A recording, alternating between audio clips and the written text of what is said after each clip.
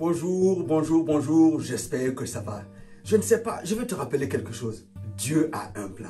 Malgré ce que tu vis, tu dis peut-être que c'est trop difficile, voire impossible, catastrophique. Dieu a un plan. Ce n'est pas un plan qui a commencé maintenant. Ce n'est pas un plan que Dieu a improvisé. Non, il a un plan pour ta vie. Et ce plan a été concrétisé par la venue de Jésus sur la terre. Un jour, Jésus était avec ses disciples. C'était un jour spécial. Parce que c'est ce jour-là qu'on a appelé le jour du dernier repas. Les disciples demandent à Jésus, où veux-tu que nous allions en préparer le repas de la Pâque? Et Jésus donne avec précision ce qu'il fallait faire. Il faut aller dans la ville. Vous allez voir un homme qui porte une cruche. Vous allez le suivre et aller dans la maison. Vous verrez le maître de la maison et vous lui demanderez où est-ce que nous devons préparer le repas de Pâques pour Jésus et ses disciples. Et le maître de la maison vous montrera un endroit. Et quand les disciples sont partis, ils étaient émerveillés parce qu'ils ont vu effectivement les choses comme Jésus avait dit.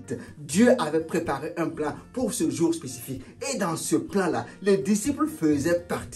Ils étaient acteurs de ce plan parce qu'ils devaient participer à ce dernier repas avec leur maître pour partager le pain et le vin. Et c'est à ce dernier repas que Jésus donne littéralement sa vie avant d'être crucifié à la croix quelques heures plus tard. Je viens te dire, cela est une séquence de temps, c'est vrai, mais en ce qui concerne ta vie, Dieu a un plan. Il connaît les contours, il connaît les détours, il connaît ton environnement, il connaît ce par quoi tu passes et il a un plan pour ta vie. Et je te rappelle, tu n'es pas en dehors de ce plan, tu es dans ce plan, tu es acteur de ce plan. Et si tu crois en ce Dieu-là, tu vas chercher à connaître quel est le plan et chercher à savoir comment tu dois marcher pour accomplir ce plan-là. Parce que c'est en accomplissant les desseins de Dieu pour ta vie que tu vas t'épanouir sur cette terre, que tu vas vivre le meilleur sur la terre en attendant l'éternité qui t'attend. Je viens t'encourager. Ta situation n'est pas méconnue. Ta situation n'étonne pas Dieu. Dieu connaît ce par quoi tu vis et il sait le plan.